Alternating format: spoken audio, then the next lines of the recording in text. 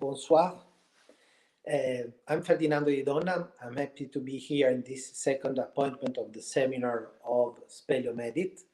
You know, SpeleoMedit is a project we have launched to talk and study about the Mediterranean speleology. And tonight we will be with Mario Parise, who will speak to us about the map or rock cut sites in the Mediterranean basin and the classification of related hydraulic works.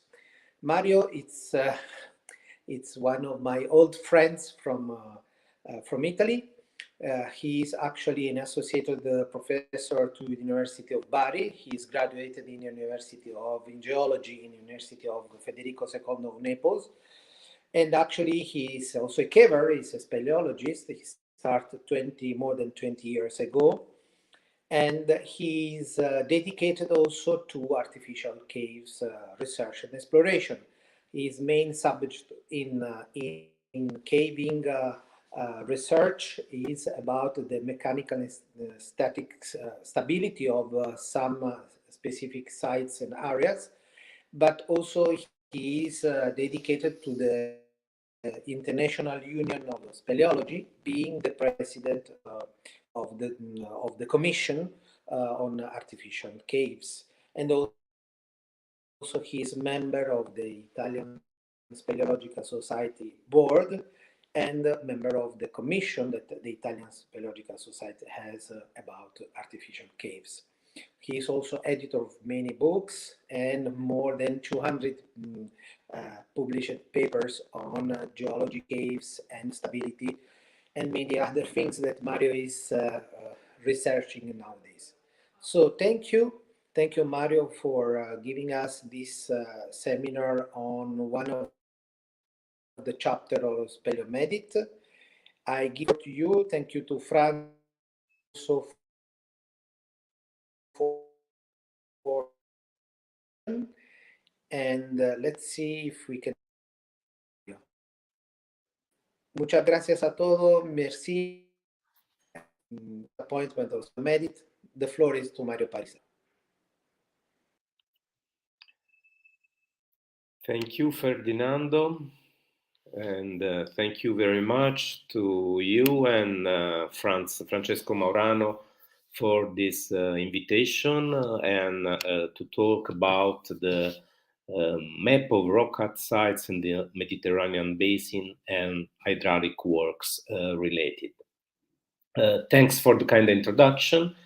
And as already mentioned, I am a geologist working at the Università Aldo Moro in Bari, but today I'm also talking on behalf of my co-authors, Roberto Bixio and Carla Galeazzi, both members, as myself, of the Italian Commission on Artificial Cavities of the Italian Speleological Society, and as well of the Commission of the International Union of Speleology. Here you can see the front page of our chapter in the SpeleoMedit book, showing the remains of a Byzantine rock-cut church in Cappadocia. So I'm going to talk about this issue. And first of all, given the affiliation of the three authors, I take 1 minute to illustrate what the Italian Speleological Society is. It is an association of environmental protection, is the main reference in Italy as regards study, exploration, and documentation of the underground world. Within the Italian Speleological Society, the specific Commission on Artificial Cavities was established at the beginning of the 80s. And since then, it maintains all data produced in Italy, including some thematic registers, such as the map of ancient underground aqueducts, the map of the emissaries of endorheic basins, and the map of rock-cut sites in the Mediterranean.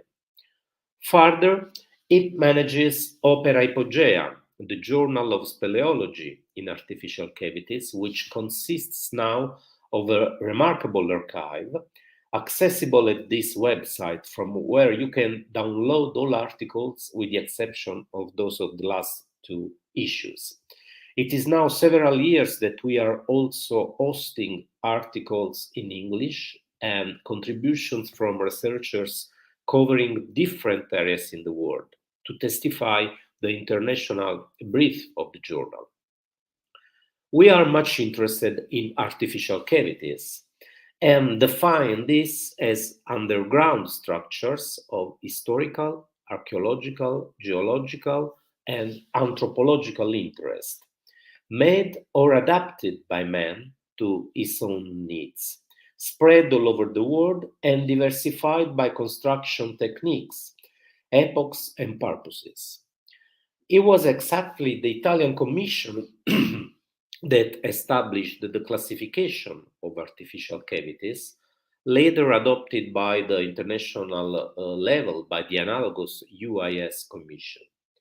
It consists of 6 different categories, plus a 7th, letter G, other works, to include those not classified in any of the previous.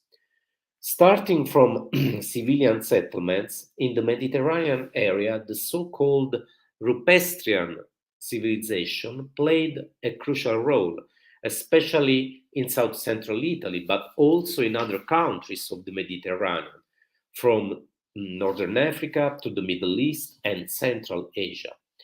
To provide an example, we have here the Yaodong cave houses of China, used by at least 30 million of people for different aims. Or other situations such as the underground villages, as here at Xi in Henan, again in China, with settlements on flat land characterized by spaces dug at shallow depth around a central patio or courtyard where generally a well is located. In a quite similar way, we have structures of this type also in Massafra, southern Italy, in the Taranto province, and there they are called vicinanze, were built thanks to influence coming from Northern Africa. All these situations were often a consequence of the adverse climatic conditions that pushed local populations, wherever the geological and the morphological conditions allowed, to excavate or build negative architecture by subtracting material to the rock mass, thus creating artificial cavities. In the last decades, speleologists have collected a huge amount of information on these structures that we are now putting together in the map of rock-cut sites in the Mediterranean basin, which is shown here in this slide. The project initially started by the researchers BASIN and Mainetti, and that later was shared with the Italian Commission of Artificial Cavities, is aimed at defining the size and distribution of this phenomenon that involves many countries in the world. The idea was also to provide a common language and a sound basis for all interested scholars covering a variety of fields of research. For instance, our work is also dedicated to let historians and other workers appreciating the reasons at the origin of a specific cavity or a group of cavities was excavated at a particular site, in consequence of the geological features of the land, of the territory.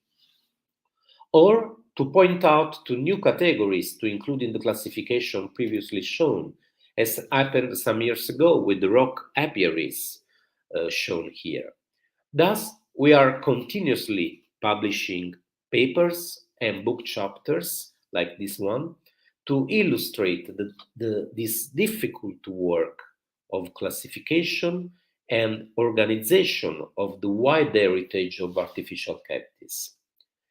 In the last years, we specifically focused on the hydraulic works because these represent the most important typology for any human settlement, due to the need of having available the hydric resource and to manage it properly, also during the dry season.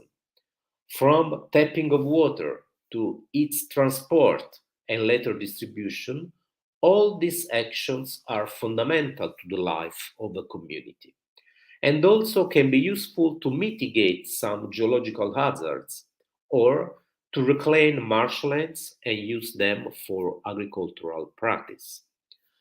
Let's now concentrate on the classification of hydraulic works, which I will summarize in the rest of this presentation, starting from the works to tap or to capture water.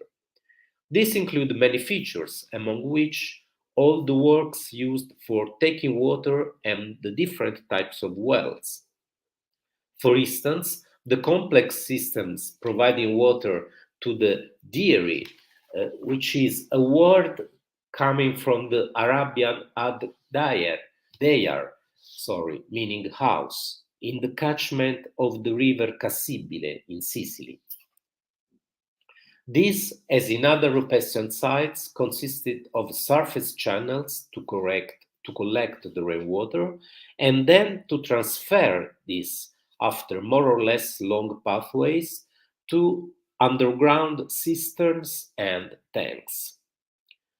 These systems were mainly originated by temperature differences between day and night and were planned to supply with water many settlements, such as at Beta in Jordan here. The blue lines indicate the path followed by the water. Part of these collector systems was realized also within the caves at specific dripping points or through small canals inside the cave dug for collecting dripping water to be conveyed to the tanks. You see here other examples of surface channels and the use of some karst features to collect water, as shown in this picture, especially the one to the right. Often, condensation is the main process through which water collection occurs.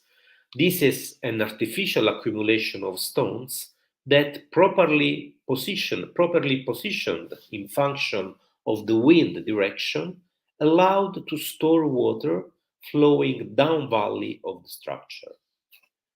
Another type of features is represented by snow pits, neviere in Italian. These were places to maintain the snow compressed and often separated by layers of straw for food preservation during the hot, dry season. In this slide, I also invite you to appreciate the graphic capability of my friend Roberto Bixio, who drew many of these beautiful sketches. Here, the sketch illustrates the system supplying water to the monastery of Gumuzlen in Turkey, also by means of winches visible in the picture to the left lower corner, to lift up the water.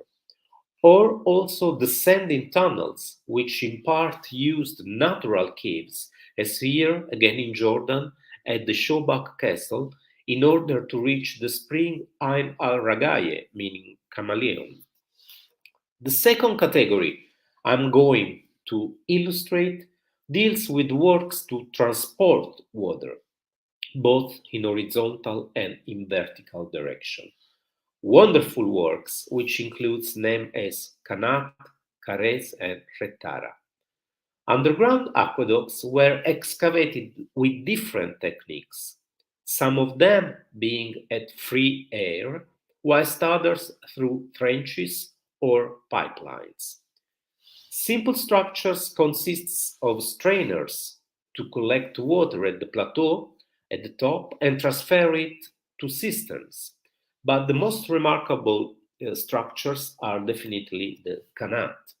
They are underground tunnels fed by groundwater collection from the water table, which was then transferred to the site of interest by tunnels connected by wells located at proper distance, as you can see in this image. The wells allowed ventilation and also maintenance of the hydraulic system. Importance of Canat is also testified by the foundation of a UNESCO center entirely dedicated to their studies, with a variety of books published, such as the two that you see in this slide. Also, the depressions identified at Ani, the capital of Armenia during the year 1000 and nowadays in Turkish territory, could also represent the remnants of an ancient Khanate. Then we move to the third category of hydraulic works, which regards water storage and the distribution works. Some of these are well visible in Matera, the European capital of culture for year 2020. In particular, the cisterns shaped in form of a bell. At other sites, cisterns probably less nice from an architectural standpoint, but equally functioning, as in Apulia at Macurano in Salento, or in hermitage sites, as shown here at the boundary between Latium and Abruzzo in San Costanzo, where cisterns were located inside the caves. Moving again to Turkey, we have here chamber tanks at Karlik, with cisterns built underground or hanging above the level of the valley, as illustrated by this other drawing of our friend and artist Bobo Bixio.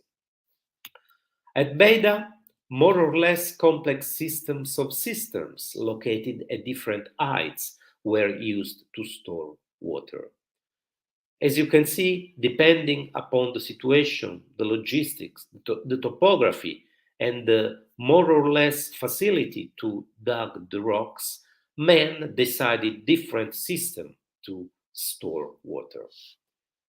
And we come now to Castel, wonderful underground works that were public spaces, including bathtubs and washhouses, fed typically by levas, underground transport ducts. In these pictures, you see beautiful examples from Gaziantep, where a very complex system of levas characterized the area. Similarly, going back to Italy, I bottini di Siena in Tuscany are supplied by systems quite close to that of the Turkish levas. There is also the possibility of combining different structures, such as these cisterns flanked by tanks dug in the open air, to directly collect rainwater or snow melt, as well as small channeled springs. Systems of tanks were also used for tanneries to work the leather, as from these pictures from Morocco, from England, and from Italy, namely Sicily. Moving to the next category, that of hydraulic works to drain or manage the land, we find a variety of draining and regulatory channels. First, for valley reclamation, aimed at obtaining new pieces of land to dedicate to agriculture, where previously there were marshlands or water stagnancy, which was also at the origin of problems with malaria. Many sites in Latium, in the volcanic districts therein, are dotted with this type of systems. Then we also have bypass tunnels to control the water flow. This is the ancient bypass at the Kizilirmak River in Turkey, designed in the 6th century before Christ. This tunnel was described by Herodotus and also mentioned in Byzantine war manuals. Eventually, the last category consists of mixed or combined structures. For instance, we can have tunnels cisterns built to intercept water and snow through absorption trenches. They were meant to accumulate more than to transport water, and are characterized by many crawl spaces and trenches, as shown in these pictures and in this sketch. Or also natural caves that were deeply modified by human activity in order to reach and tap groundwater resources. So this was a quite short and rapid illustration of the main categories of hydraulic works that we have been recording and documenting in the last years. In conclusion, we have seen many hydraulic work, which analysis is certainly of great interest to appreciate the technical capabilities of the people who realized them, and to understand the knowledge they had of geology and of hydrogeology. This means a deep knowledge of the territory where they lived. These communities, in fact, had to face many challenges to get their goal. Obviously, the works change from sites to sites, from simple and modest interventions to ensure the mere survival in monastic settlements, to greater need of water in civil settlements, where every drop was precious, especially in arid or semi-arid climates or in defensive systems. To conclude, I just would like to show you the huge amount of work that we still have to do, starting from the last update we have published last year about Turkey in this issue of Opera Epogea. Thanks essentially to the work of many years of Alidia Yamach and Roberto Bixio, we more than doubled the number of rock-cut sites in Turkey. In addition, before this last paper, the sites were mostly located in Cappadocia, the most well-known area in the country, where now they cover at least half of the Turkish provinces.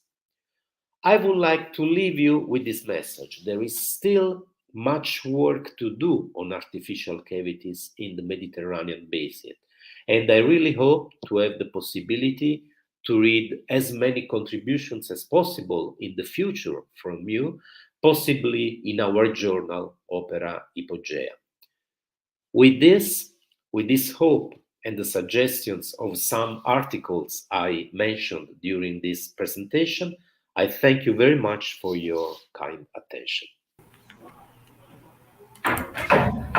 Thank you, Mario, for the interesting presentation, and I invite the people that have some question to use the chat.